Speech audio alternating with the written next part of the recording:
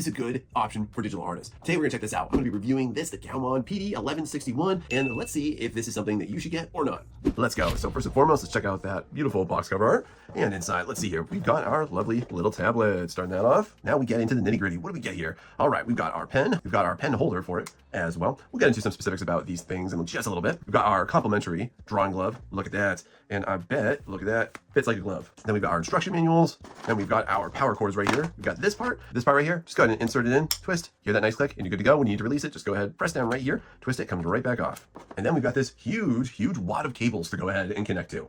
Now, if you're brand new to one of these, or if this is maybe your first one, let me just tell you that this is a digital display tablet. And now let's go ahead and put this to the test with some line art. So now as I'm sketching out this bad boy, one of the biggest things that I really want to convey with this one is that this is a cute, adorable little mousey, but he just has extreme power within him. Therefore, go ahead and summon an army that maybe isn't quite so friendly. So that it's actually going to have all of your action taking place on the display tablet and not on some other weird screen that's not even the one you mean it to. One of the things that I can't help but notice is that I really like the way that this screen feels. It has sort of like a grainier texture. It doesn't feel like I'm drawing on top of glass. Oftentimes what I have to do is I find myself needing to go ahead and order a paper-like texture for a lot of my screens that I use. And for this one, honestly, I could do without it. I don't think I need it, which is very nice. I've started to go ahead and do my coloring phases on this. Is when I'm going to really kick it into overdrive, and I'm going to really stress test this machine here to see if this is something that can actually be utilized by professionals, or if this is more for the amateur, more for the art hobbyist. And I'll be honest, I kind of find that so far that things are performing very well for us. Now that they have things like this out, for y'all that are new to digital art, or you're just toe dipping into it, or if you want to go ahead and get this for a friend, if you want this to be some type of Christmas gift, this is actually very impressive. All right, I'd say the screen size, it's pretty okay for beginners and hobbyists. Now, if you're somebody like me, honestly, like I don't mind having this. I would go ahead and keep this in my backpack. It's super lightweight. I could go ahead and bring this somewhere when I wanted to sketch with it too. Like if I didn't want to look around my gigantic ones,